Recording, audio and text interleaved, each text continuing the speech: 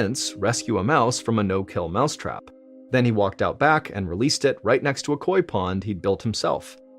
He cared deeply about every living thing, which had made his crime all the more shocking to her. Benjamin thanked her for being so open. He prescribed some medication for her arthritis, walked her back to the waiting room, and then he returned to his office. Benjamin wrote up his patient notes from the day, and then he left the clinic. But on the way home, he kept thinking about Vince Gilmer. He wondered how a man who had been a doctor, committed to saving lives, was now serving a life sentence for murder.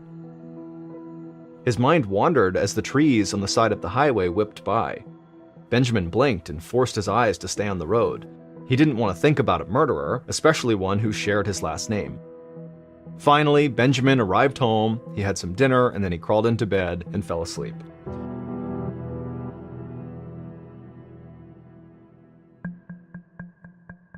Over the next several months, Benjamin tried to push thoughts of Vince Gilmer out of his head. Taking over the clinic was a demanding job, and Benjamin often worked 14-hour days. But even when he was busy, he couldn't shake the feeling that there was something more to Vince's story.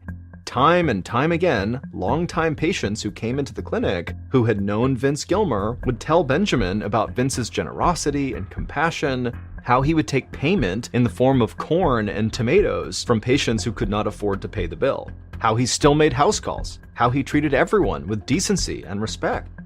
Benjamin just couldn't believe someone like Vince could transform into a violent criminal with no explanation. He wondered if there could be a medical explanation for Vince to snap and become this killer. Did something break inside of him? Until he knew more, Benjamin just could not let it go. A few weeks later, Benjamin's receptionist walked into the clinic with a stack of newspaper articles about Vince Gilmer. She knew about Benjamin's interest in the case and had done some research on her own at the local library. Benjamin eagerly sat down at his desk at the end of the day, clearing away his medical reports and charts to focus on the newspapers. He didn't know what he was looking for, but he was excited to find out any new information about Vince Gilmer that was not just word of mouth. As he read the articles, Benjamin discovered that Vince had actually been about Benjamin's age when he killed his father, Dalton Gilmer, 5 years ago. Dalton had been diagnosed with some form of schizophrenia and Alzheimer's, which is a form of dementia. He had been living in a psychiatric hospital that treated Alzheimer's patients. The part about schizophrenia caught Benjamin's attention. He wondered if Vince inherited a genetic vulnerability to the crippling mental disorder. But as he thought more about the possible link, it seemed unlikely. Schizophrenia typically appears in early adulthood, and he doubted that Vince could have developed the disease without any prior signs. There are some cases that appear later in life, but they're rare. Whatever changed in Vince had changed suddenly. Benjamin kept reading. On the day of the murder, Vince was supposed to come help his father, Dalton, move to a nursing home, and witnesses saw him come pick Dalton up. But 2 days later, Vince reported his father missing, claiming he'd brought his father back home, and then he'd probably just wandered off. Vince had no idea that the police had already found his dad's body on a road 2 hours' drive from the hospital, and there was evidence linking Vince to the murder. The articles said that Vince had told police during the investigation that he had not been feeling like himself lately because he was withdrawing from an antidepressant medication called Lexapro. People who suddenly stop taking antidepressants can experience a range of symptoms, including trouble sleeping, nausea, and psychological reactions such as suicidal impulses or psychosis. The articles also said that Vince had gotten seriously injured in a car accident about a year before the murder, and after that, he and his wife had divorced. Now, Benjamin's mind was racing. Was it possible that the combined effects of antidepressant withdrawal and a bad head injury from a car accident could have dramatically altered Vince's personality? Could they have transformed him into a murderer? It was getting late, and he should have been home by now. His wife was probably wondering where he was. But before Benjamin shut off his light, he noticed a blurry photo of Vince from one of the articles. He looked big and burly. He had a shaved head, and he was wearing a prison jumpsuit. His eyes seemed haunted. Benjamin suddenly felt like he was trying to build a jigsaw puzzle without all the pieces, but he didn't have the time to figure out what he was missing. Over the next year, Benjamin's life got much more hectic. He and his wife had a second child, and he was just so busy running the clinic that ultimately he was not able to keep up his research into Vince. And if Benjamin was being honest with himself, he knew the Vince Gilmer subject was taking up way too much space in his head. His obsession with this murderer would just have to wait until he had more time to think.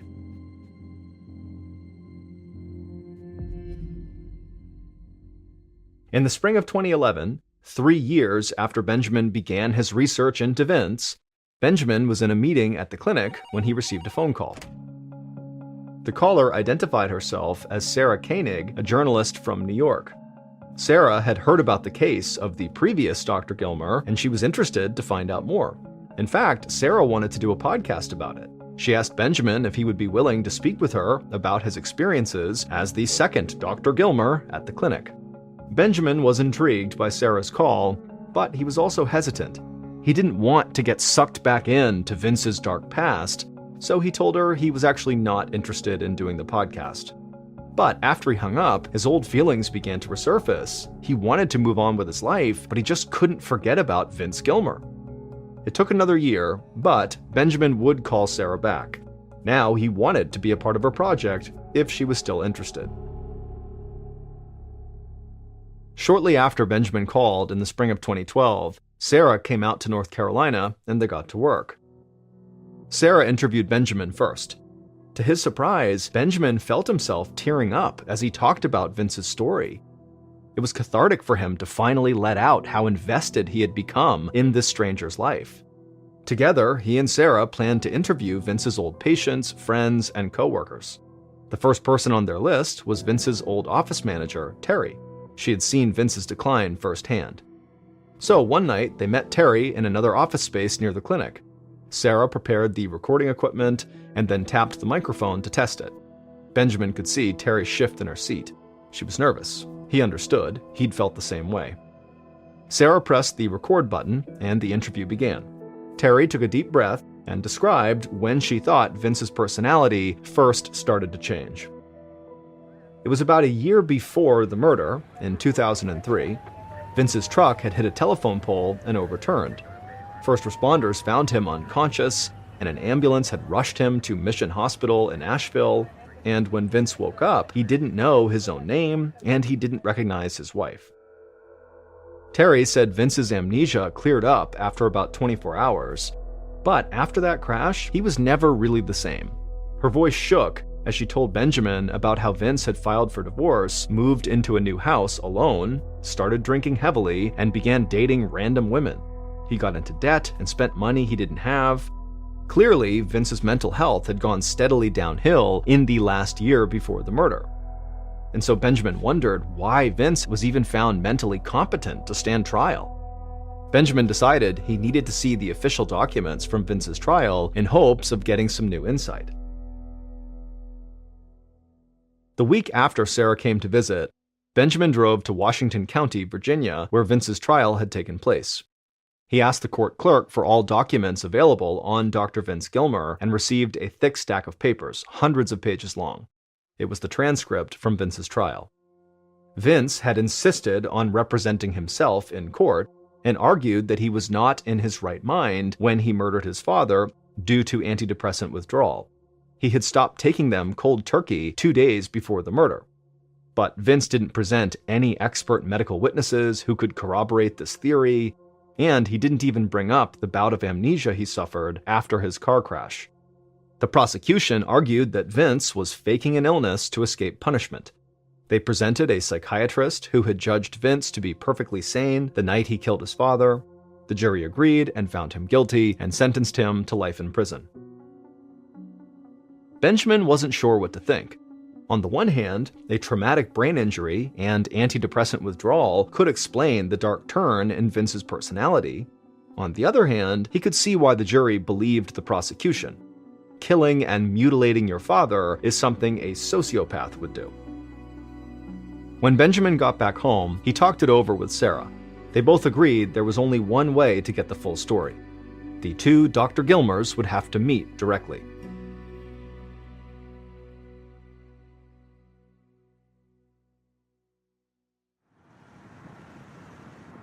It took several months to organize, But in early January of 2013, Benjamin and Sarah made the 2-hour drive to Wallens Ridge State Prison in Virginia. The maximum security building was huge and flat, a cinder-block fortress nestled deep in the Virginia mountains. After Benjamin parked and stepped out of the car, he immediately heard the buzzing sound of the electrified razor wire lining the prison's fence. He noticed snipers perched on guard towers. The place made Benjamin extremely nervous. He and Sarah left their belongings in the car, they showed their IDs to the guard, and then walked through the metal detectors. Finally, they were led down a hallway to the visiting area. The room was large and filled with long metal tables. Benjamin could smell old food and bleach. It almost felt like a school cafeteria, except for the fact that prison guards loomed in the corners, and each table had a metal divider down the middle to separate inmates from visitors. Benjamin and Sarah sat down at one of the tables and waited. A few minutes later, an old man shuffled slowly into the room. He was rail-thin with a gaunt face and barely any hair. Benjamin watched the old man walk, thinking he must be visiting someone else. But then the old man pulled a chair out at their table.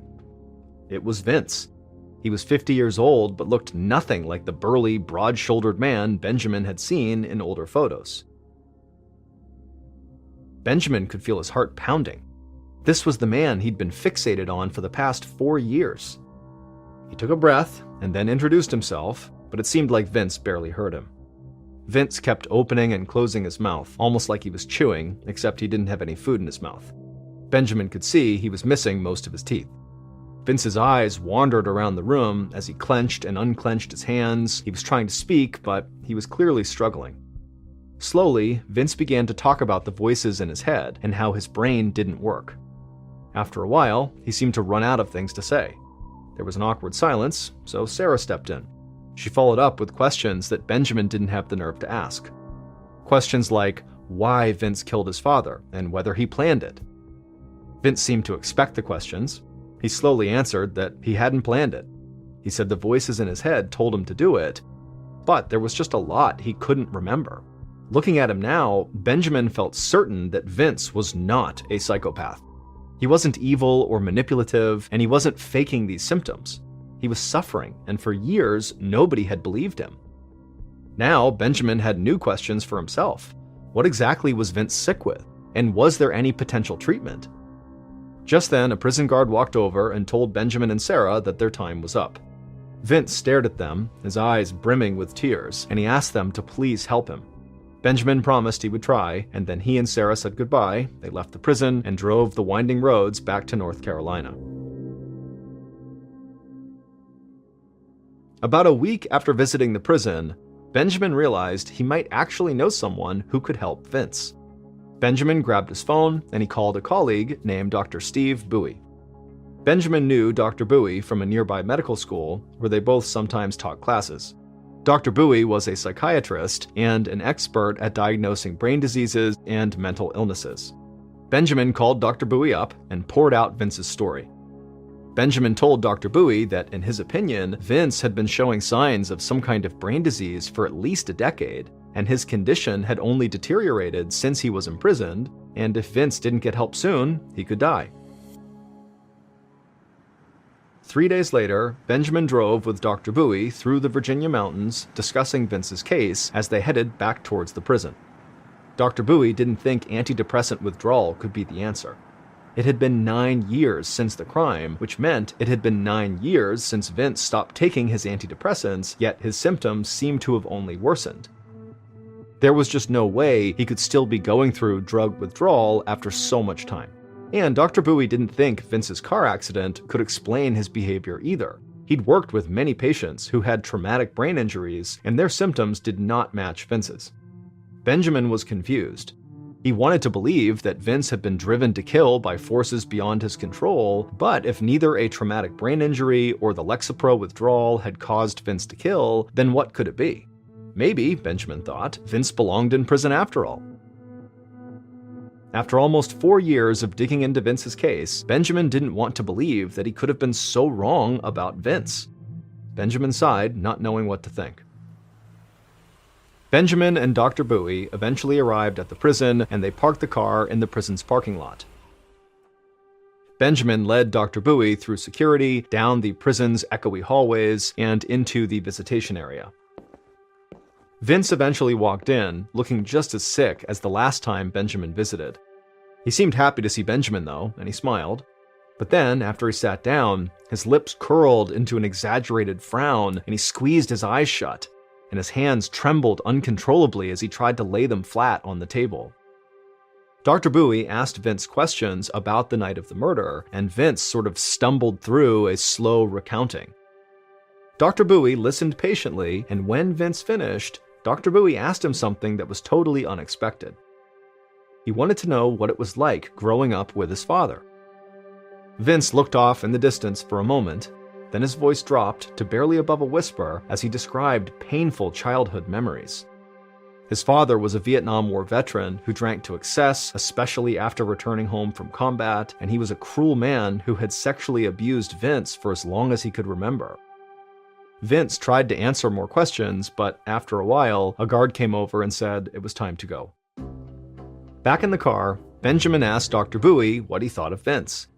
The psychiatrist leaned back in his seat with a thoughtful expression on his face. He told Benjamin that he was more certain than ever that Vince's condition had nothing to do with antidepressant withdrawal or a traumatic brain injury. But he was also convinced that Vince did not murder his father out of pure hate. In fact, he had a new theory for what was wrong with Vince. When he explained it, Benjamin just sat there, stunned. He'd never even considered something like what Dr. Bowie was suggesting.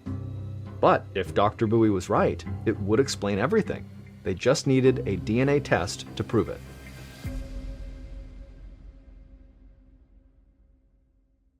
It took some time, but they did eventually get everything in order. Dr. Bowie had to get the prison hospital to obtain a blood sample from Vince, send it off for testing, and then wait for it to be processed. The DNA results came back a few months later, in March of 2013. Benjamin was at work, sitting in his rusty desk chair, when he saw an email notification on his computer from the prison hospital. His heart skipped a beat as he opened the email.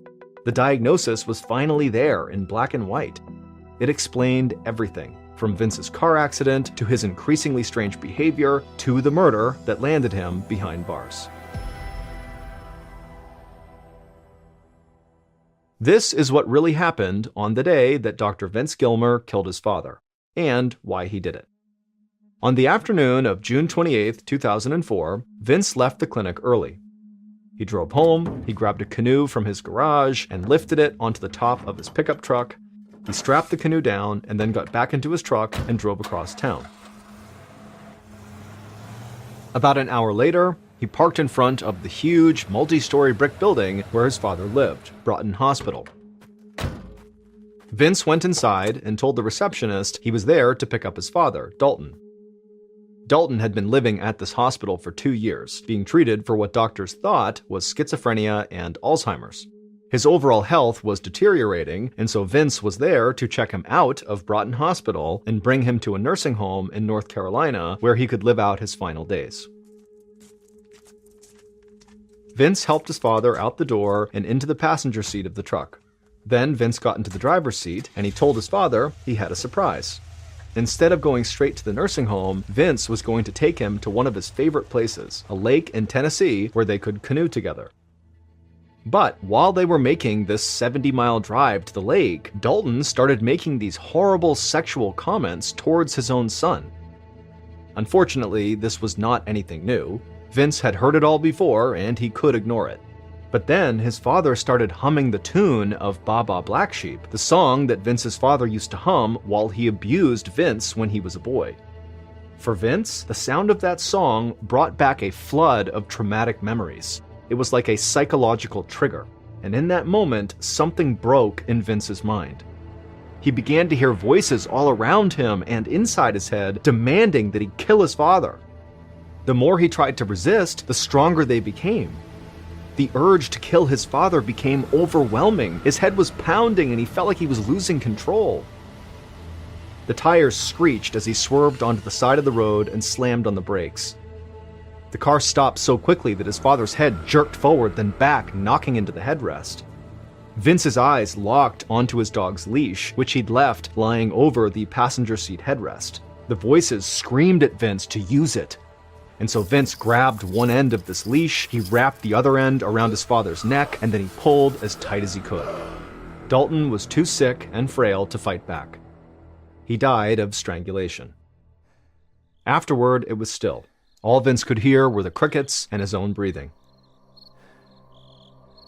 Vince drove around for hours with his father's body sitting up in the passenger seat.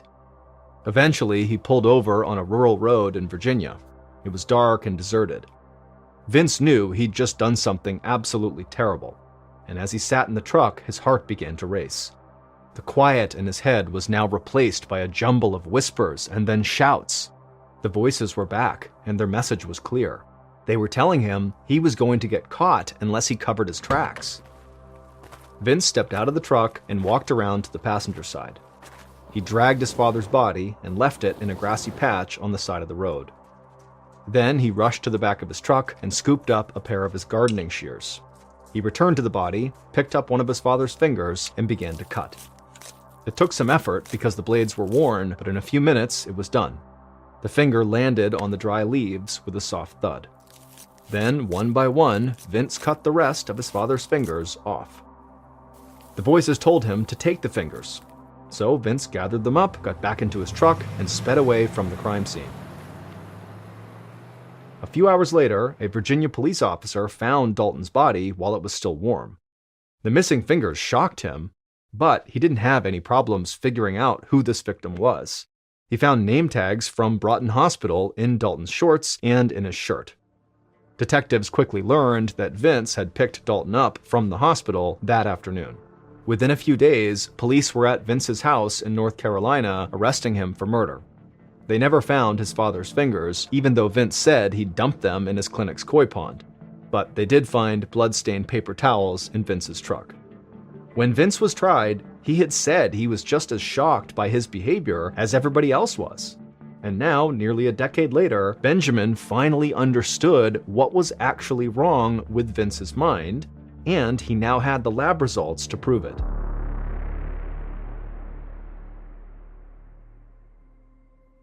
Benjamin read the words from the prison hospital's email over and over. Vince had Huntington's disease. Benjamin opened up an internet browser. He'd studied Huntington's in medical school, but it was so rare that he'd never diagnosed it in his career as a doctor. He began looking up articles in medical journals to refresh himself on the details. The articles described Huntington's as being a sort of cross between three diseases that are each absolutely terrible: ALS, Parkinson's, and Alzheimer's. It was a degenerative neurological disease, meaning it caused a person's brain cells to break down and die. This created physical and psychological problems like involuntary movements, cognitive impairments, memory loss, intense personality changes, and psychosis. The Huntington's diagnosis lined up with all the symptoms Vince experienced. And while the majority of Huntington's patients weren't violent, the disease could cause people to act out in ways they normally would not. Benjamin thought that Vince might have been struggling with multiple problems at once. While a traumatic brain injury and antidepressant withdrawal could not explain his actions on their own, they could have combined with Huntington's disease to create a perfect storm of mental and physical illnesses that totally changed Vince's personality and behavior. Benjamin kept reading. Huntington's was genetic, meaning it got passed down from parent to child. If someone's mother or father had Huntington's disease, then they had a 50-50 chance of getting it as well. Suddenly, everything clicked for Benjamin. The doctors at Broughton Hospital thought Vince's father, Dalton, had schizophrenia and dementia. But it was much more likely that Dalton had Huntington's. He was the one who passed it on to Vince. To Benjamin, the entire story was a tragedy. Two men, a father and son, who shared the same mental illness, both doing unspeakable things to each other. Then Benjamin read something else that made his heart sink even further. Huntington's is a death sentence. There is no known cure, and the disease will eventually kill its victim. All Benjamin could do was try to get Vince the mental health care he needed. Today, Benjamin still has a close relationship with Vince. His goal is to help Vince get out of prison and into a proper treatment facility. In January of 2022, the governor of Virginia granted Vince clemency on the condition that a place was found for him at a psychiatric hospital. Technically, this made Vince a free man. But it wasn't as simple as him just walking out of prison and into a hospital, because every public mental health facility in Virginia refused to take him in, and a stay at a private hospital was far too expensive. Benjamin continues to work hard to find a hospital for Vince, who remains in Wallens Ridge State Prison. He hopes that one day, the first Dr. Gilmer will receive the psychiatric care that he needs. In 2013, Jim Stauffer's mother finally passed away from Alzheimer's disease at the age of 74. Her doctors told Jim that her disease had mutated in a way they had not seen before, and they asked if he'd be willing to donate her body so they could study her brain. Jim felt like his mother would want him to say yes, and so he agreed. But for a variety of administrative reasons, the neurologists couldn't actually accept Jim's mother's body. At this point, Jim was really bought into the idea that his mother's brain was going to help other patients, and so while he couldn't donate her body to these neurologists, he could donate her body to the Biological Resource Center in Phoenix, Arizona. This center would take dead bodies and then extract parts of them for scientific research, and then would cremate the rest of them and return the ashes to the family. Jim gave his mother's body to the center, and when he filled out the paperwork, he indicated that her brain should be extracted for Alzheimer's research. After filling out the paperwork, Jim left, and 10 days later, he received a wooden box in the mail that contained his mother's ashes. There was no note attached to the box explaining exactly what was done to his mother's body, but Jim assumed they did what he asked. A year later, that Biological Resource Center was raided by the FBI after accusations they were selling these donated bodies for profit. During the FBI's investigation, they uncovered that yes, the center had been doing that and had sold at least 20 bodies to the US Army for various experiments, and one of the bodies that was sold was Jim's mother. She was sold for $5,893. The FBI told Jim she had not been used for Alzheimer's research. Instead, she had been strapped to this device that resembled a chair and then had a bomb detonated underneath her. The Army was trying to understand the effects on the human body when a vehicle is hit by an IED. The ashes Jim received in that wooden box he got in the mail were only from his mother's hand. The rest of her body was unrecoverable. Also, during this FBI investigation, they found inside the center there was a man's body on the wall with a female head sewed onto it. It appeared to be a trophy. Jim, along with 19 other families, sued the center, and finally, in 2019, they were awarded $58 million in damages. The center no longer is in operation. In 2004, Mitch was in his final semester at a college in Louisiana when he met another senior, a wonderful young lady named Kayla. From the instant he saw her, he knew he was in love. She played hard to get at first, but after several months, he won her over. After graduation, the pair stayed in Louisiana and moved in together while they got their careers off the ground. 2 years later, the pair got married, and almost immediately, Kayla got pregnant. At the time, Mitch's career was really starting to take off, which allowed Kayla to stay at home and take some time off. By the time their daughter was born, Mitch was making so much money that Kayla decided to just stay home and be a full-time mom. A couple years later, Kayla got pregnant again, and by the time their daughter was 2 years old, they had their son. Mitch adored his children. Every morning before he went to work, he would sneak into their room and he would watch them sleep, and then in the evenings they would have these big family sit-down meals and then play games together until bedtime. Mitch's life was perfect. Shortly after his son's birth, Mitch was lounging on the couch in his TV room when he noticed out of the corner of his eye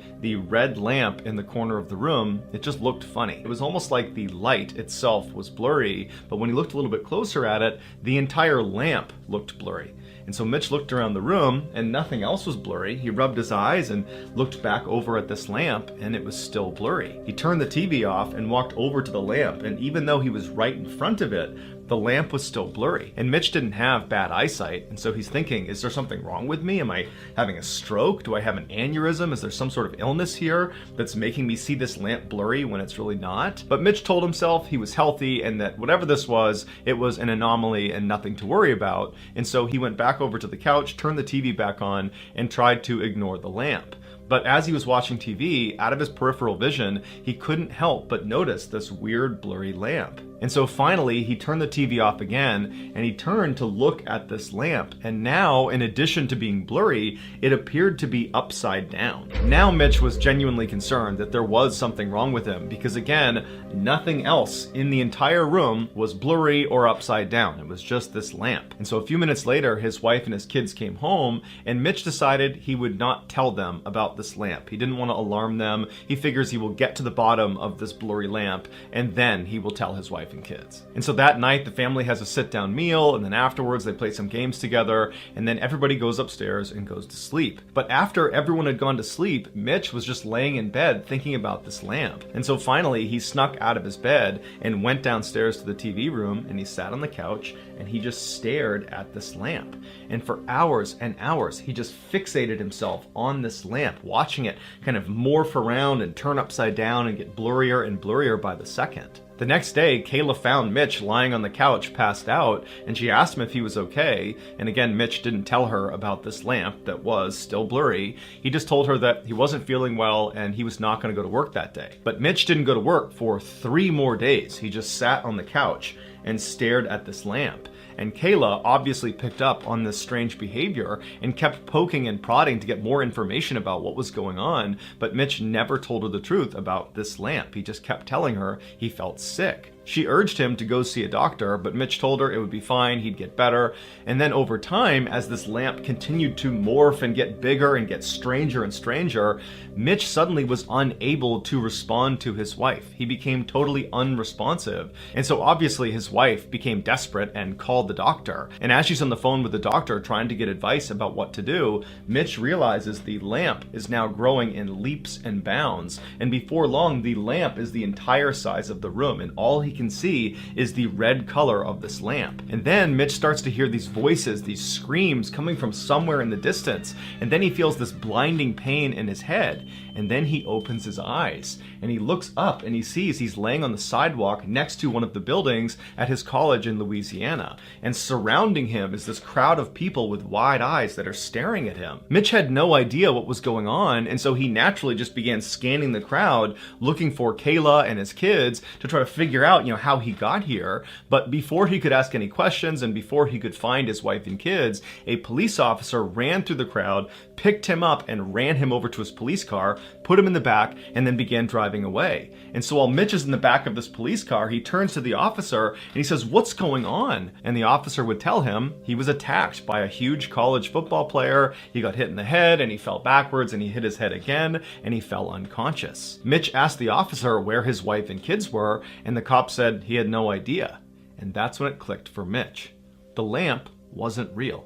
Neither was his wife, neither was his daughter, neither was his son, neither was his life. For the past 10 years, it was all a hallucination while he was unconscious after getting attacked. Mitch was brought to the hospital where he would make a full physical recovery, but after being released, he was horribly depressed, and he had to get intense therapy to basically grieve for the loss of his family that never existed. These days, Mitch says he can barely remember what his family even looked like, but periodically in his dreams, he will catch a glimpse of his son in his peripheral vision, and his son is perpetually 5 years old, and he's trying to talk to his father, but Mitch can never understand what he says. In 2007, Brett Ryan was a charming 26-year-old man living in Toronto, Canada. He was known as an extremely friendly guy who was always smiling ear to ear with his trademark grin. In his spare time, he could be found at children's hospitals reading to sick kids, or at the community center volunteering as an umpire for Little League baseball games. But behind his seemingly perfect exterior, behind the scenes, Brett was struggling. He had to move back in with his parents after dropping out of college and racking up over $60,000 of debt. While his friends graduated college and went on to begin their careers in medicine and finance and education, Brett was only able to get a job as a part-time house painter. Brett felt like he had a lot of potential that he was squandering, but he felt like the debt that he had racked up was really his roadblock between him and the life he was supposed to have. And so instead of working hard and making some money to pay down his debt, he decided to come up with an absurd get-rich-quick scheme that actually kind of worked. On October 20th of that year, Brett walked into a bank near his home, and he had hospital hospital bandages wrapped around his head and his face,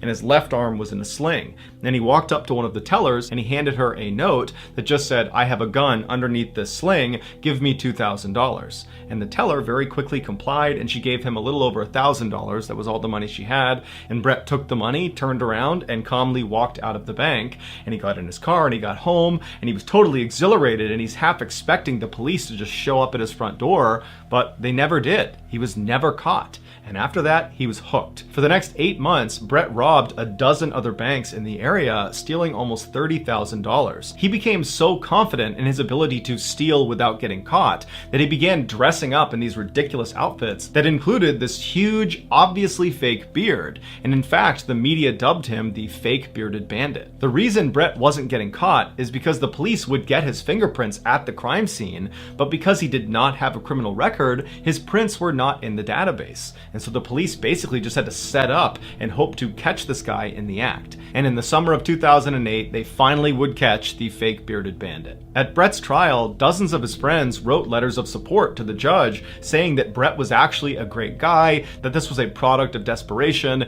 and a total break from his normal character. And some of the organizations that he volunteered with did the same thing, writing letters to the judge saying what a meaningful contributor Brett was to the community. When Brett spoke at his trial, he was incredibly remorseful and said he had allowed his debt to get totally out of control and that admittedly he had not handled it well. And so the judge took all of this into account, all the letters of support and Brett's overall appearance in court, and he decided that this was indeed a break from character and that Brett was actually a very promising young man and that he did not deserve the harshest penalty.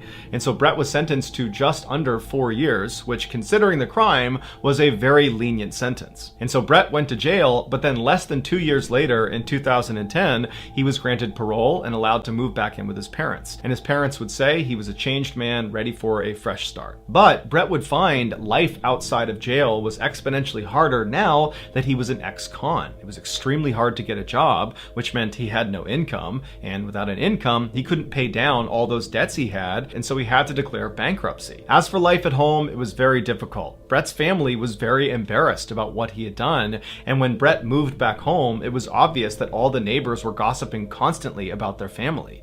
And so Brett and his family actually moved to another Toronto neighborhood just to get away from all of that. But once they settled into this new neighborhood, Brett really knuckled down and decided he was going to get his life together and he was going to do it all on his own. And so he applied to dozens and dozens of jobs all over the place, and finally he was able to get some low-paying work in retail. It wasn't great, but it was a start. And so Brett began working countless hours at this really low-paying job, and his parents noticed how hard he was working to try to get his life back together, and so they decided they would help him out financially so he could re-enroll in college and finish his degree in biophysics. While Brett was in school, he met a woman named Kristen who had a full-time job and lived in this beautiful home, and by and large, she had the life that he wished he could have. And the two of them quickly fell in love, and Brett told her about his criminal past as the fake bearded bandit, and she accepted him, and she didn't judge him, and she said, "I still love you, I still want to be with you." 2 years later, Brett moved out of his parents' house and into Kristen's house, and for once in his life, he felt like his life was going the way it should be. Then, a year later, tragedy struck when Brett's father passed away,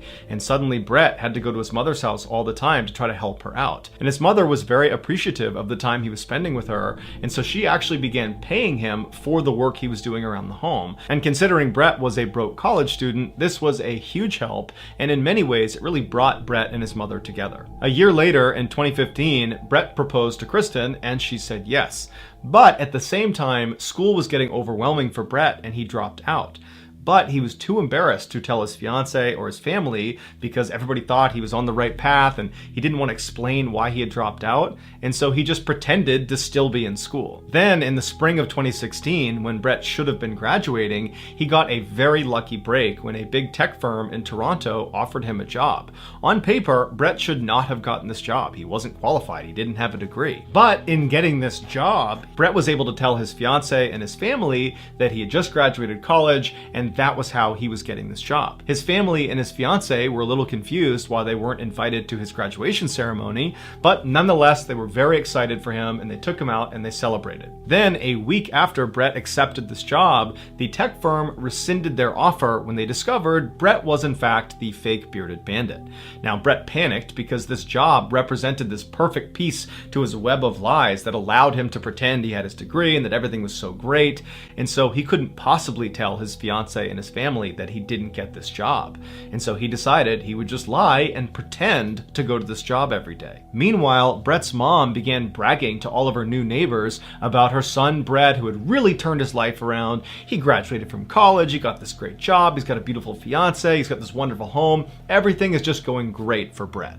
At first, Brett was able to push the guilt out of his subconscious and just live this ridiculous lie, but as his wedding day approached, the weight of all these lies and the guilt he felt, it became overwhelming, and practically speaking, he was worried about how he would explain to his new wife why he had no income despite having this full-time job. And so he went to his mother and he told her the truth about dropping out of college, about not getting that job offer, and then he said, "Can you keep all of this a secret? And can you give me a whole bunch of money so I can keep living this lie?" And she said, "No. And in fact, you need to tell your fiance that you're lying or I will." This was the worst case scenario for Brett and one that he was not prepared for. He really thought his mom would be like, "Yep, let's do it. Let's keep this thing going." But when she didn't, he didn't really know what to do. He believed if Kristen found out the truth, she would leave him and that would ruin his perfect life. And so he decided he would not tell Kristen. Instead, he would kill his mother. Because he was an ex-con, he couldn't buy a firearm. However, he could buy a crossbow. And so he ordered his crossbow, he watched a couple YouTube videos about how to operate it, and then on one of his trips to his mother's house to help out, he stashed the crossbow and some arrows on a shelf in her garage. Then, when he got home, he began designing these bizarre contraptions that were built out of fans and pulleys and broomsticks that, when turned on, would move around the room and click on his keyboard and turn his phone off and on. It was designed to help him build an alibi when he was out committing murder. His devices would be turning on and off again, giving the impression that he was at home the whole time. On August 25th, 2017, all his preparations were done. He woke up early that morning and he began getting ready for his fake job. At the same time, Kristen was also getting ready for her real job, and then at 7:30, when they were both ready to go, they hopped in their respective cars and headed out for the day. But Brett slowed down at the end of the street and waited for Kristen to disappear around the corner. Brett turned back, went back into his house. He went up to his room and turned on all of his bizarre alibi contraptions that he made sure were turning off and on his devices correctly. And after a while, once he was confident these devices would work, he hopped in his car and he drove over to his mother's house. He got there around 10 a.m. He walked inside and his mother was sitting in the kitchen, and he approached her about changing her mind about telling the truth to Kristen. But his mother was staunch and she said, "No, I'm going to tell her before your wedding unless you do."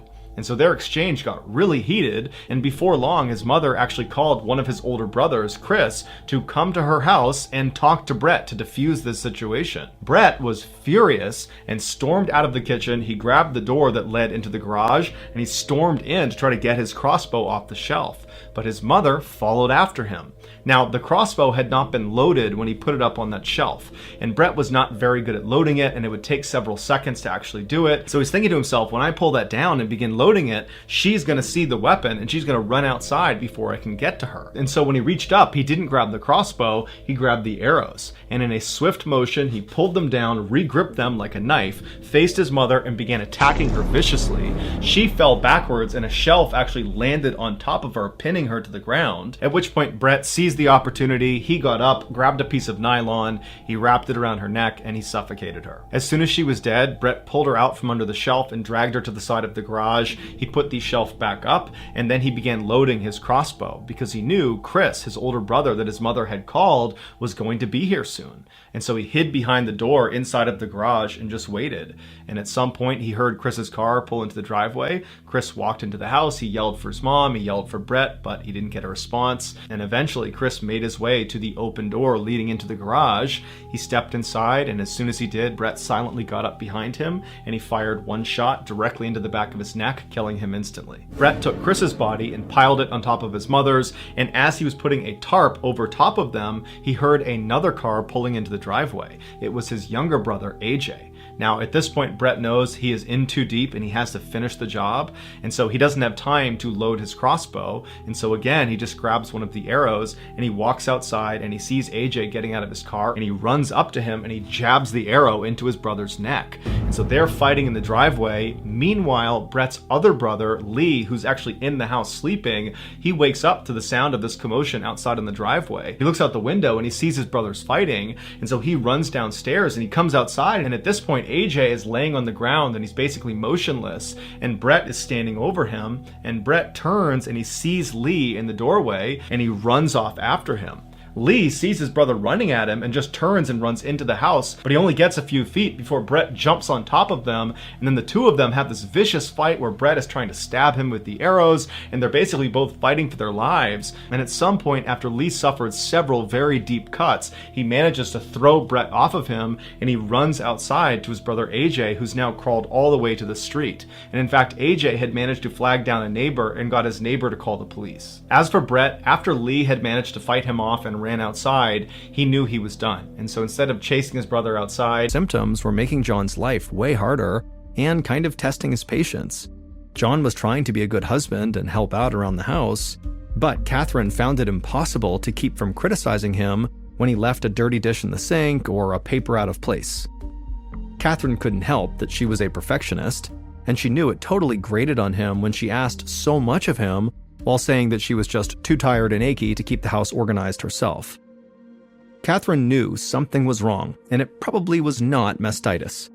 She was hoping the doctor could help her figure out what was really wrong so she could start feeling like herself again. As Catherine sat on the examining table in her hospital gown, the doctor flipped through the pages of her medical chart and told her what she saw. Catherine's vital signs were normal. Her blood work was normal. She didn't have a major disease like cancer or heart disease, and she didn't have a minor one like mastitis either. In fact, as far as the doctor could see, there was nothing physically wrong with Catherine at all. Then she asked Catherine how she was feeling mentally and if everything was all right at home. Catherine admitted that things were a bit tense these days between her and John, and she explained that her fatigue was making it really hard to take care of her baby. The doctor's expression grew serious, and she sat down next to Catherine. She suspected that her fatigue was due to postpartum depression, a condition that often afflicts new mothers and can be treated with counseling or antidepressants. Catherine was stunned. She did not feel depressed. If she was struggling emotionally, it was only because of her physical discomfort, not the other way around. She told the doctor that when she looked down at Jade and saw her baby smile, she knew that Jade was the best thing in her life. She just needed to get back in good physical shape so she could be the mother she always wanted to be. But the doctor made it clear that Catherine had it wrong. She was confident that the best way for Catherine to get better was to be treated not by her, not by the doctor's office, but by a therapist. Catherine always considered herself the kind of person who speaks up for herself. If someone didn't take her seriously, it made her angry, and she often said so. But this time, as a tired new mom in a hospital gown that didn't quite cover her back, Catherine just fell silent. She thanked the doctor for her concern and then just got up and left.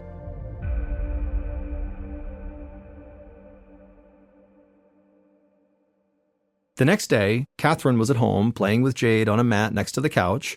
She was dressed in her workout clothes and waiting for a babysitter to arrive. Even though she still felt achy and exhausted basically all of the time, she was determined to get back to the gym. She'd felt good working out while she recovered from mastitis, so she hoped that some gentle exercise would help her get her body back under control. A few minutes later, the doorbell rang. Catherine let in the babysitter and kissed Jade goodbye. Then she slowly headed out to her car to drive to the gym. Once she got there, the familiar sounds of clattering gym equipment and people working out boosted Catherine's spirits. She felt a surge of energy just watching everyone else lift weights and pedal stationary bikes. Catherine took some deep breaths and carefully stepped onto a treadmill. She set the machine to a moderate walking pace and started out slowly, savoring the feeling of movement after weeks of basically being inactive. She told herself it was mind over matter, but after a few minutes, she felt a tingling sensation in her legs and a shooting pain running down her left arm. Catherine kept walking and tried to ignore the pain, but it was no use. Her body was screaming at her to stop. So eventually she pushed the stop button on the treadmill and headed to a bench. She sat down and began massaging her muscles, but that didn't help. Catherine shook her head in frustration. She had barely begun to work out, and now she was already in so much pain that she needed to grab her gym bag and head home. But when she stood up to leave, she felt yet another strange sensation, an intense itching, and it was coming from inside of her chest. Because Catherine could not literally itch the inside of her chest, she reflexively just began tapping on the middle of her chest with her hand, but the itching feeling didn't go away. And so Catherine tapped harder, and then finally she made a fist and just started banging on her chest. But she still felt this unbearable tingling sensation rising up under her skin. Other people now were staring at her as she pounded away madly at her chest. Finally, she dropped her fist in embarrassment when she realized everybody was staring at her, and then as quick as she could, she grabbed her things and headed out of the gym back to her car. Catherine felt helpless. Her whole body seemed to just be falling apart. She knew she needed more help. Maybe a different doctor would have a better diagnosis than her OBGYN, who seemed convinced that it was all in Catherine's head. As soon as Catherine got back home, she made an appointment with her primary care doctor. A few days later, Catherine sat on yet another examination table, this one in her primary care doctor's office. She described her original fatigue and muscle aches and bleeding nipples, but she made it clear her condition was really getting worse and worse. Now she was suffering from weakness and tingling in her limbs, and this weird constant itching inside of her chest. And Catherine was happy to see that her doctor was taking detailed notes as she spoke, and he had a focused, interested expression on his face.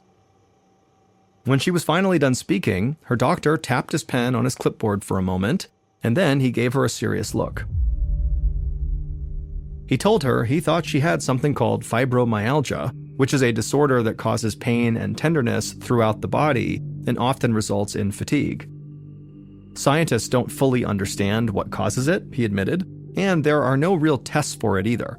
Doctors tend to diagnose patients with the condition when they can't find another explanation for widespread chronic body aches. And although Catherine's doctor didn't actually say this to her, it is the case that doctors will sometimes default to this vague diagnosis, fibromyalgia, when they basically think it could actually all be in the patient's head, just like Catherine's OBGYN had suggested. Catherine's primary care doctor told Catherine that there's no cure for fibromyalgia. He said the best he could do was prescribe her a painkiller called OxyContin to help manage the symptoms. And so Catherine was relieved to finally hear that something was physically wrong with her, even though it was frightening to hear that there was no cure. But still, it didn't seem like all of her symptoms could be explained away by this fibromyalgia. And so Catherine asked if there were any more tests he could run, or anything he could do at all to try to figure out any of the underlying reasons behind her pain. But the doctor shook his head and said no, and then stood up to end the appointment. He said the OxyContin would help her feel better, and that was the best he could do. And so as Catherine left his office, she started to feel like, once again, a doctor was casually writing off her symptoms rather than seriously looking into the root cause. She didn't know if she believed the fibromyalgia diagnosis any more than the postpartum depression diagnosis, and she wasn't sure she wanted to start taking OxyContin, which can be very addictive. Because even if it did help mask her symptoms, she knew it wouldn't actually help cure the underlying reason behind them. She wanted a cure, not just a temporary fix. Still, Catherine was enough of a dutiful patient that she did go to the pharmacy and she picked up the 4 pill bottles that were waiting for her, just in case. 2 months later, Catherine laid on the couch, completely exhausted. She had decided to follow her intuition and not take the OxyContin, but now her symptoms were getting so much worse. The aches were deeper in her muscles, the joint pain felt hotter and sharper, the numbness, tingling, and itching inside of her chest were nearly constant. On top of that, she was getting more tired than ever. She had just put Jade to bed, and now she didn't even have the energy to make dinner. So John was heating up some leftover pizza for them to eat. Catherine eventually heard the beep of the microwave, and so she dragged herself out to the kitchen. She winced in pain as she sat at the table while John silently served them their food. Catherine could tell he was mad, but she didn't really know what to say, so she just sat there quietly while they ate, and then she got up to do the dishes. But Catherine was in so much pain that she had to grip the side of the counter for support. John watched her silently and just shook his head. Then he told her that she had been complaining of aches and weakness for months, but she refused to do anything about it. 2 doctors had given her a diagnosis, but she had just rejected both and refused to follow their advice. He was exhausted too, and at his wits' end, trying to understand what was going on with his wife. In fact, he wasn't even sure there was anything actually wrong with her. Before she could say anything, John turned and walked out of the room. Catherine stood at the counter for another minute and then stumbled to a kitchen chair and just sat there crying for what felt like hours. Finally, she stopped crying and dried her face off with a napkin and told herself that she couldn't give up yet. Maybe there was still an answer for her out there, and even if she didn't have her husband's support, she'd continue to look for answers alone. She had to keep trying for Jade.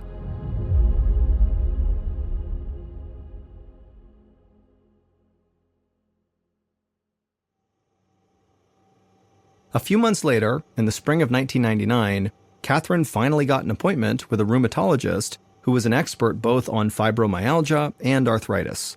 Since that fight with John in the kitchen, Catherine had gone out and seen various other doctors, but none of them had been able to help.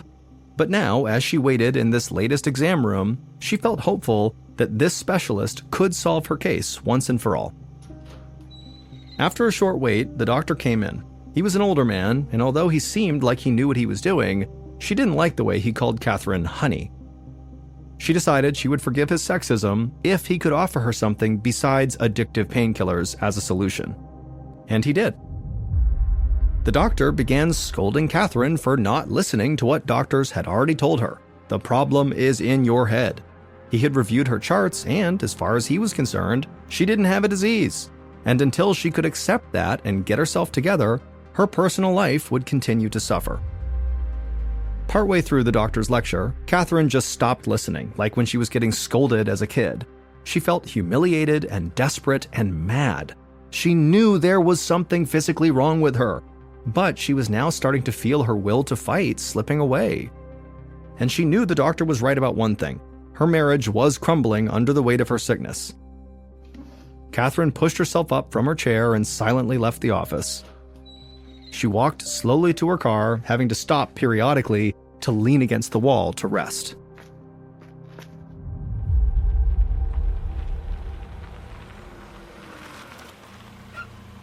When Catherine got home, she paid the babysitter and put Jade in the playpen in the living room.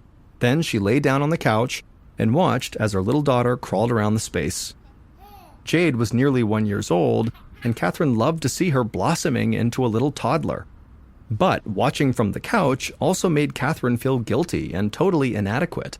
She wanted to play with her little girl and crawl around on the floor with her, but she just couldn't. Catherine told Jade how beautiful and special she was, but to her surprise, the words that came out of her mouth sounded funny, almost like she was drunk.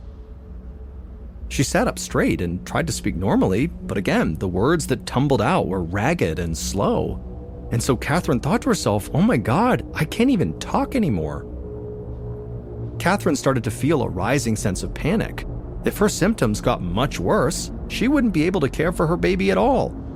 As the sun faded, Catherine managed to feed Jade and get her to sleep. She promised herself that she would clean up the baby's mess in the living room, but first she just needed to lay back down on the couch.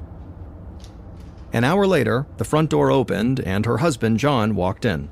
Catherine was still laying on the couch, tucked underneath a blanket, and she could immediately feel her husband's disapproval as he stared at her and then also at the messy room all around her. John dropped his bag and sat down next to Catherine. He told her enough was enough. It was time to suck it up and get herself together. Catherine felt tears roll down her face, but she didn't have the energy to respond. They'd had this conversation over and over again, and it always arrived at the same place, with John not believing her. And she just did not have the energy to fight anymore. So she just laid there, letting tears stream down her face. John didn't say anything more either. After a minute, he just got up and left. As Catherine lay there alone, she felt something shift inside of her. She'd been fighting with her doctors, her husband, and her body for months. She realized that she'd gotten to the end of her rope. After 10 months of fighting, she felt hopeless, alone, and totally out of options. Catherine could not keep living like this.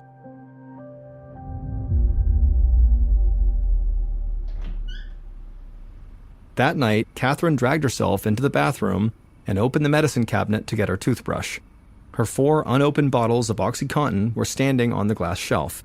She realized the pills would be more than enough to end her life. Catherine closed the cabinet, hobbled over to the bed, and crawled under the covers. As she tossed and turned, she kept thinking about those bottles of OxyContin. She looked over at John, who was sound asleep. She didn't want to leave him and Jade alone, but she just couldn't bear the pain anymore. She was done. Tonight, she would sleep beside her husband for the last time. The next day, she'd make sure Jade was with someone, and while John was at law school, she would overdose on her pills. Catherine closed her eyes, satisfied that she finally had a plan. Then she fell into a deep sleep. But as she slept, Catherine had a strange dream. A jumble of images flickered through her mind, like some broken film reel. She couldn't make sense of what they meant, and then she heard a voice. It was deep and powerful and cut through all the chaos of her dream. The voice told her that there was something poisonous growing inside of her that needed to come out. Catherine bolted upright, her heart pounding in her chest. The dream felt so real that suddenly she felt like she could taste poison in her mouth. Catherine suddenly knew that she had just gotten a message that could save her life. The next day, Catherine sat in the waiting room of yet another doctor's office. This time, she was meeting with a surgeon named Susan Kolb. The voice in Catherine's dream had told her that whatever this poison was in her body, it needed to come out, like be surgically removed. And Catherine was almost positive she knew what it was. Now she just needed to convince a surgeon to actually perform the surgery. Catherine described her symptoms to the surgeon for what felt like the millionth time. When she mentioned the shooting pain in her arm, Dr. Kolb stopped her. She said she'd seen those symptoms before, and they weren't caused by postpartum depression or fibromyalgia. Dr. Kolb was pretty sure she knew what was making Catherine sick. It was exactly what the voice in Catherine's dream had said it was. But there was no way to know for sure without actually doing surgery. She needed to visually confirm her diagnosis, and no amount of imaging from MRI or CT scans would be enough. She would have to cut Catherine open in the hope that she was right, exposing her to all the risks of surgery from bleeding to infection to organ damage. Catherine felt a surge of fear and also hope. The prospect of undergoing serious surgery was terrifying, but far less so than the prospect of continuing to get weaker and sicker. So she took a deep breath and told Dr. Kolb to please schedule her for the soonest available time slot.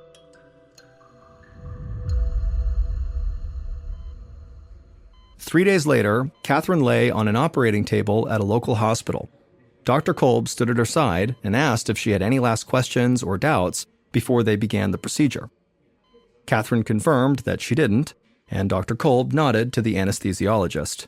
They stepped forward and put some drugs into Catherine's IV. Dr. Kolb waited until Catherine was in a deep sleep before reaching for her scalpel. Then she made a quick incision in Catherine's skin, revealing the fatty tissue beneath. With precise and careful strokes, she continued to cut deeper and deeper. She kept going until her knife was underneath Catherine's pectoralis major muscle, the largest muscle in the chest. There, Dr. Kolb saw what she was looking for: the round implants from Catherine's breast augmentation surgery 11 years earlier. The implants were in the right position, and they didn't appear to have any holes, which was a common problem with implants. But these were not the issues Dr. Kolb was looking for. She reached down and loosened one of the implants and then pulled it out, and immediately Dr. Kolb was shocked at what she saw. The problem was so obvious, the doctor knew right away she would not need to run any additional tests to confirm her diagnosis. The implant was supposed to be full of clear saline liquid that normally keeps it round and firm. But instead, the liquid inside of Catherine's implant was pitch black and full of tiny floating particles. Dr. Kolb quickly switched to the other side of Catherine's chest and removed the second implant, and it too was also black and full of particles. Dr. Kolb told her astonished surgical team that she had found what was making Catherine sick, and the cause was as shocking as it was unlikely. It would turn out Catherine's breast implants were full of a black mold, the same kind of fungus that grows in people's bathrooms. The contamination probably began about 10 months earlier, right after Catherine's breasts began bleeding as she was feeding Jade. She really did have mastitis then, but the antibiotics that her doctor had given her to treat it had caused a brand new problem. The drugs had cleared up the mastitis, but they did their job almost too well. They also killed healthy bacteria inside of Catherine's body that helped protect against other infections. And so as a result, Catherine soon developed this fungal infection that sneaked into her breast implants through a loose valve or seal. From there, the fungus started breeding inside of the liquid saline of the implants and began releasing a steady stream of poisonous toxins back into Catherine's body that were making her very sick. If Catherine had ignored the warning signs from her body and her powerful dream, the implants could have easily eventually burst and killed her. But she listened to the voice in that dream, and it saved her life. Dr. Kolb put Catherine on a 2-month course of a common antifungal medication called fluconazole. After it was completed, Catherine felt much better. It was a long road to recovery, but eventually, Catherine would feel totally normal. She and John were able to work through the relationship issues that manifested during her illness, and they would actually go on to write a book together about relationships. 2 months after her implants were removed, Catherine became pregnant with her son, Cole. She continues to live a healthy life with no long-term effects from her fungal infection. The FDA now requires that breast implant manufacturers include prominent boxed warnings and updated recommendations designed to detect leaks in the implants. Located in the far northwestern section of Canada is the aptly named Northwest Territories. It is a massive swath of land that virtually nobody lives inside of. To make that point crystal clear, consider the following. The country of Germany has a population of 83 million people, give or take. The Northwest Territories is 4 times as large as Germany, but only has a population of about 50,000 people. In addition to being this huge and mostly unoccupied space, the Northwest Territories are almost completely wild. Think dense forests, huge mountains, massive rivers and lakes, and lots of really big animals. Even for highly experienced outdoors men and women, the Northwest Territories can be a truly hazardous place. And within this truly hazardous place, there is one part that is the most hazardous, and it's right in the middle of the Northwest Territories. And it's this 11,000 square mile stretch of just pure wilderness that's called the Nahanni Valley. In 1976, the Nahanni Valley was made into a national park. But don't let that fool you. This is not some family park that anybody can go to. There are no tourist accommodations, so there's no hotels, there's really nothing inside of it. And there are no roads that lead into this park. The only way you can get inside this valley is by plane or by boat or by very stressful and difficult overland hike. But for those who are able and willing to make the effort to get inside of this valley, you have the opportunity to explore one of the most beautiful places on the planet, because this section of the world is almost completely untouched by man. It is really nature at its purest form. However, there's a catch. This valley is said to be haunted. Over the last 10,000 years, the handful of native tribes that have attempted to settle inside of the Nahanni Valley have all either suddenly disappeared without a trace, like the Naha tribe, that literally overnight just was gone, leaving behind their shelters, their food, their supplies, just gone. No one knows what happened to them. Or the tribes have abruptly fled, claiming they were being terrorized or stalked by creatures lurking in the forest, like these white demons and these large wolves they called wahilas. Now, of course, this just sounds like folklore, and it might very well be that that's all it is, folklore. But starting in the early 1900s, some very strange things started happening in the Nahanni Valley that were not folklore. These things happened, and they were horrifying. These were horrifying, real events. And they might, depending on your viewpoint, give credit to some of the theories that the native tribespeople have about this valley, which is there's something evil lurking out in this forest, but we just don't know what it is. In 1904, three brothers, Willie, Frank, and Charlie McLeod, who all lived in the Northwest Territories, decided they wanted to go looking for gold in the Nahanni Valley. They figured because so few people had ever been inside of this valley that if there was gold to be found, then certainly it had not been found yet. And so after a very long and arduous journey using sled dogs and trains and homemade boats, they finally slipped into the valley and found themselves on what's called the Flat River, which runs right through the center of the Nahanni Valley. Now, the Flat River is kind of ironically named because it's anything but flat. It's actually more like a rapid at certain points. But either way, the three brothers, they're on their boat, they're making their way up the Flat River, and at some point they pull off onto the riverbank and they set up camp. And then once their camp is set up, they go down to the river and they put their gold sluices in the water.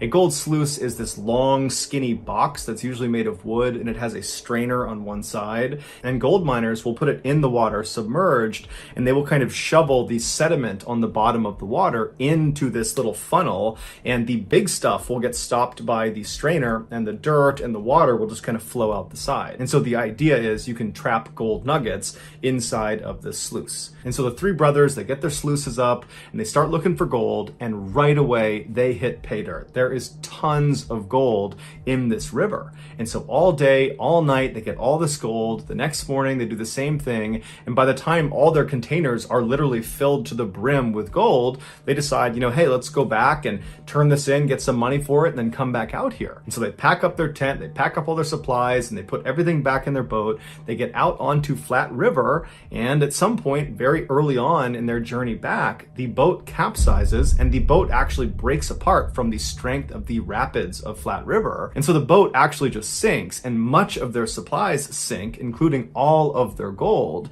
But the three brothers are able to grab some of their supplies, like their rifle and some lumber and some of their mining supplies, and they swim it all to shore. They catch their breath. They're totally devastated at the loss of the gold, but they're alive. They have enough supplies to survive. And so they figure all they can do is maybe try to go back to their original site, try to get some more gold because they did still have a sluice, and then try to get out of there and then, regroup and come back another time. And so using some of the lumber they recovered from their broken boat, and then also by cutting down some trees, they literally fashioned another boat and then hopped back on the Flat River, and they went back up to that site where they had found gold earlier. They set up their sluice, they set up their camp again, and this time they didn't find any gold. So all day, this very disappointing day that they've already lost all their gold, now they're not finding any more gold. And so that night when they went to bed, they decided that the next day they were just going to leave. And so the next day they get up, they pack up, they hop back on the Flat River on this new boat they built, and they're able to make their way out of the valley and get back to their homes. As soon as they get back home, the two younger brothers, Willie and Frank, start talking about how they want to go back into Nahanni Valley and go get more gold, because now they know there's gold out there. It's not a question, yeah, we didn't find it that second time, but we know it's out there. Charlie, the older brother, he wanted to get the gold, but he felt like, hey, that was a close call with the boat flipping over. I don't know if it's a good idea, so I'm actually not going to go. You guys can go, I'm going to stay. And so several months goes by, and Frank and Willie have been doing all this preparation for this additional trip into the valley. And finally, in 1905, they're ready. And so Willie, Frank, and a third man called Robert Weir, who was a friend of theirs, he was going to replace Charlie. The three of them, they make their way up into the valley. Now, they didn't tell anyone how long they were going to be gone for. And so when they didn't send any word and no one had heard from them in weeks, Charlie was actually not that concerned because he knew there was lots of gold to be had out in the Nahanni Valley. And so he figured they must have struck it rich, and now they've decided to live out there long term, or at least maybe through the summer or maybe the next year. And so he wasn't concerned, and because he wasn't concerned, nobody else was concerned about these three men. And so weeks turned into months, turned into a year, and still no one's heard from these three men. No one's heard from Willie, Frank, or from Robert, but still Charlie maintains that nothing can be wrong because there's three of them out there. They're incredibly experienced. There is a ton of gold out there. I'm sure they're just killing it and they're just acquiring all this gold, and we're going to see them in the next couple of months maybe, and everything's going to be just fine. But a whole other year would go by. So they've been out there for 2 years and no one has heard from them. And at this point, Charlie thinks to himself, okay, I have to go out and see if they're okay. And so he rounds up 4 other people from his town and he mounts an expedition to head back into the Nahanni Valley to go find his 2 brothers and find Robert Weir. Charlie and his search party eventually, after yet another long and arduous journey, they get into Nahanni Valley and they get onto the Flat River. And so they start making their way upstream along Flat River. So it must have been a very treacherous journey getting through the rapids of this river. And the whole time they're scanning the left and the right side, hoping to see some sign of life. They're looking for any indication that these 3 men are out here and just fine, but they didn't see any sign of them. And so they finally made their way all the way up to the very end of Flat River, or I should say the very beginning of Flat River, where it breaks off from a much larger river called the South Nahanni River. And once they turned onto the South Nahanni River, they began going downstream. And again, they're looking on either side for any sign of these 3 men. There's no sign of them. And then the river they're on takes a very sharp turn. It's actually called the Big Bend, and it's about a 45-degree turn. And as soon as you make that turn, it dumps you into this 10-mile stretch of river called Second Canyon. Now, along South Nahanni River, which is about 350 miles long, there are these 4 canyons that the water passes through. And they're labeled 4th Canyon, 3rd Canyon, 2nd Canyon, and 1st Canyon. And these canyons are massive. These sheer cliffs on either side of the river shoot up to 3,000 feet above the water, and in some parts the water is actually just as deep, thousands of feet deep. And Second Canyon is unique because the cliff faces are as sheer as you're going to get, and the cliff faces almost butt up exactly up against the water. So there's really very little shoreline on either side. So once you're in this 10-mile stretch, you're basically boxed in. You have thousands of feet of water below you. You have these massive cliffs on either side, and there's really nowhere to go. You need to get through this section of the river before you can effectively get onto the shoreline and take a break from being in your boat. And along these cliffs are these openings you see high up all over the cliffs on both sides that are openings to these massive cave systems inside of these thousands of feet tall cliffs. And because of how difficult it is to not only get to Nahanni Valley, but also to get up to these different cave openings, nobody's gone inside of them. We don't know what's inside of these caves, save for the few that are down low enough that people can explore. So as you're passing through Second Canyon, it's almost like you're being watched because there's all these openings, but you can't see into them, and you're just forced to go down this 10-mile stretch, and you can't really go anywhere, and whatever's watching you, it's watching you. As soon as Charlie and his search party entered into Second Canyon, it would have immediately gotten darker, because that's another part of being in Second Canyon. These huge cliff walls of this canyon obscure the sunlight, and so they would have entered into this canyon, it would have gotten darker, and it's very windy inside of Second Canyon. So the winds would have picked up, so it's dark, very strange setting for them to be in, and they would have been looking on either side at these little strips of shoreline on either side, barely big enough for a boat to be. They would have been looking for any sign of life, but they didn't see anything. As they're making their way down this 10-mile stretch, as they're getting closer and closer to actually entering into First Canyon, which is the next canyon you would enter into, the sides of the river start to get slightly larger, where you could actually beach a boat. There's some trees, and on the left-hand side, right before exiting Second Canyon, they notice there is actually a tent perched within some trees. And so the search party naturally goes right over to the shoreline. They hop out, but as soon as they step foot on land and they have a clearer view of this tent and what's outside of it, they notice there is a body clearly lying on the ground outside of the tent. And so Charlie and the search party, they run over, and as soon as they're up close, they can tell this body is missing its head. And they see the clothes on this body are totally charred and burned, and whoever this was, they were reaching with their right arm when they died. And right outside of the reach of their right arm was a rifle that was propped up against a tree. And so they walk around this one body, and they go around towards the backside of the tent where the opening to this tent is, and they find another body, another very badly decomposed body, and it's positioned kind of halfway in the tent and halfway out of the tent. And there's a blanket kind of partially obscuring this person's body, and when they move the blanket, they see this body too is missing its head. So Charlie and the search party, they continue to search around the camp in hopes of finding the heads of these two people to try to figure out who they are, but they never find the heads. However, they do find some personal effects both in the pockets of these two bodies and then also inside the tent that would confirm these are Charlie's brothers. As for the third man that had been with them, Robert Weir, he was not at the campsite, and in fact he would never actually be found officially. However, a little ways down the river, another partial skeleton would be found several months later that was attributed to Robert. However, that was not 100% confirmed to be Robert. The only other interesting thing that was found at this campsite was a carving in a nearby tree, and it just said, "We have found a fine prospect," indicating that Charlie's brothers had found gold. But there was no gold either on them or in their camp or in the river nearby. Nothing. There was no gold. Charlie and his search party would leave the valley and get in touch with the mounted police,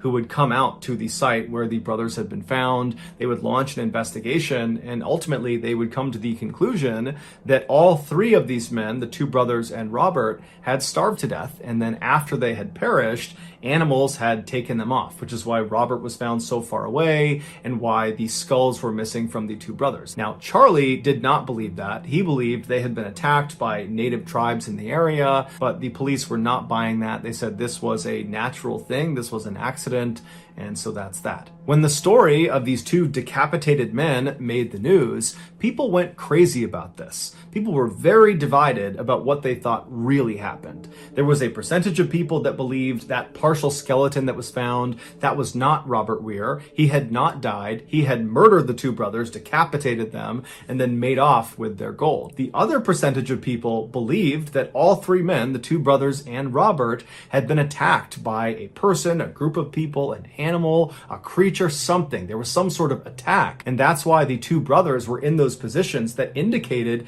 they had encountered something horrifying, with one brother reaching for the gun and the other appearing to have leapt from his bed before he ultimately died. But regardless of which side you fell on, pretty much everybody at the time who heard about the story became terrified of the Nahanni Valley. Specifically, they became terrified of that stretch in Second Canyon where the two brothers had been found. And so actually that stretch got renamed the Headless Valley, and from that point forward, that's all it was known as. And so even though there were obvious gold prospects in the Headless Valley and all along the South Nahanni River and the Flat River, people after this story broke were just not prepared to risk going in there and potentially becoming another victim.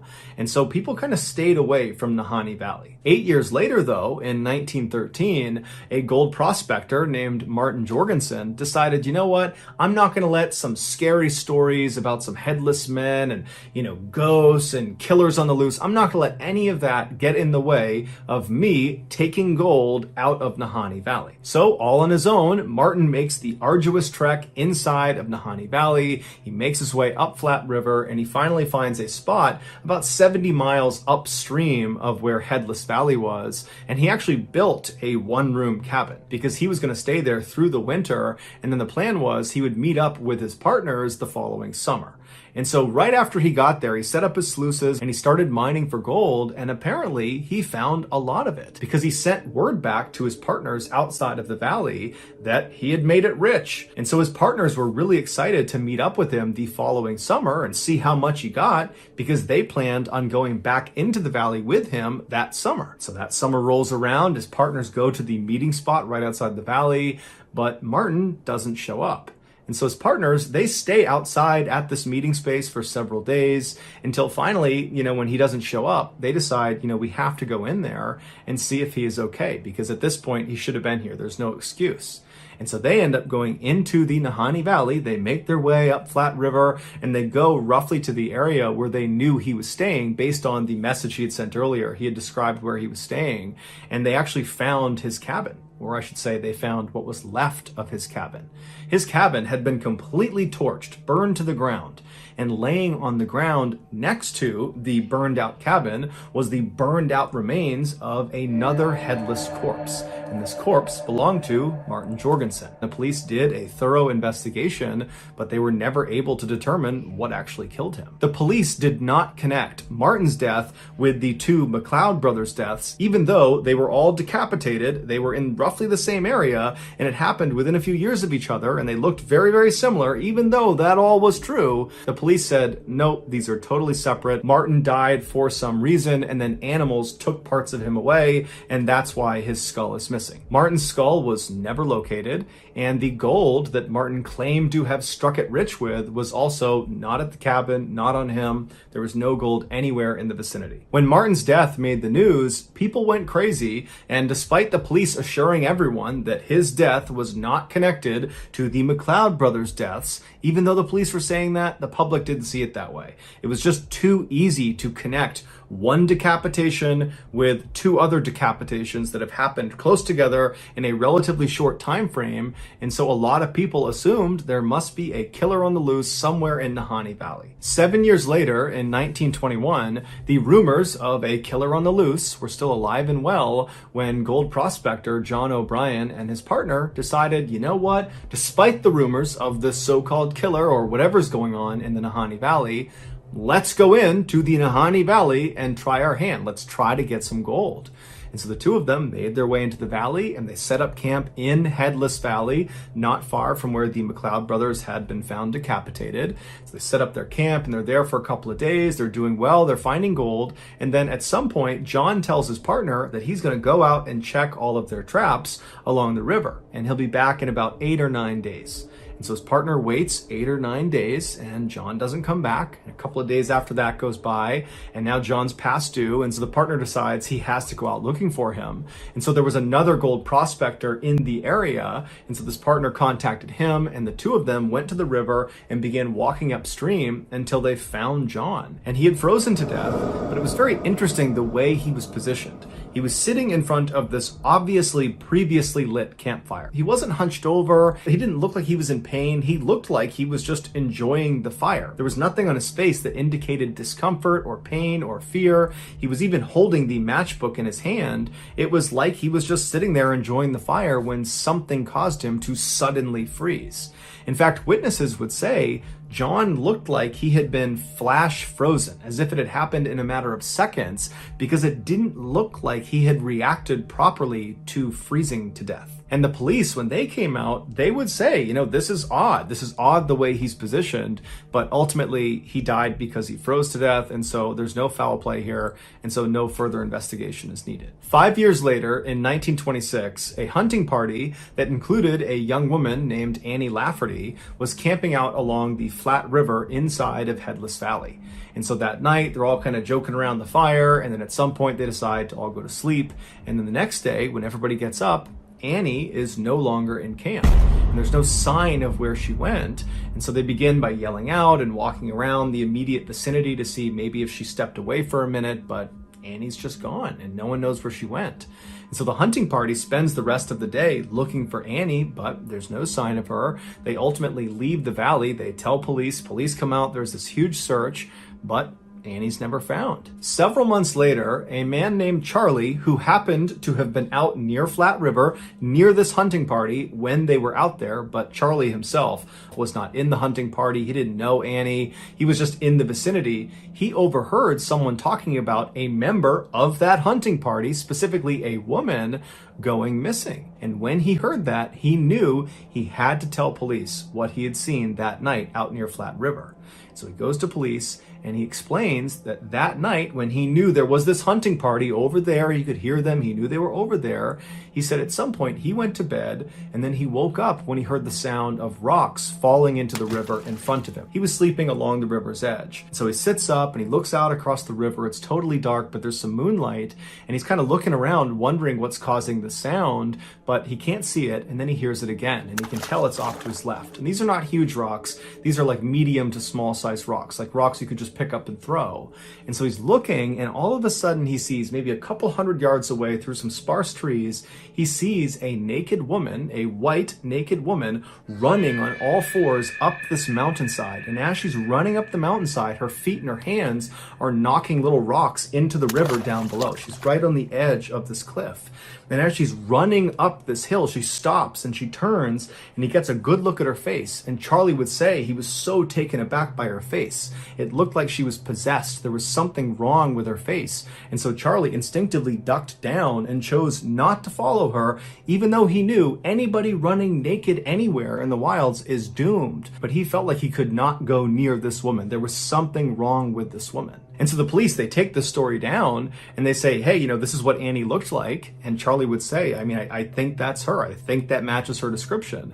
And so universally, it's believed this woman galloping up this hillside in the middle of the night naked was Annie. The police ultimately would not investigate Annie's disappearance any further because at the time Charlie was telling them this piece of information, she'd already been gone for months, and the assumption was she was dead. 4 years later, in 1931, another gold prospector decides to try their luck in Headless Valley. A man named Phil Powers. He makes his way into the valley. He finds a spot off of Flat River. He builds a cabin, and then shortly thereafter, his cabin burns to the ground with him inside of it.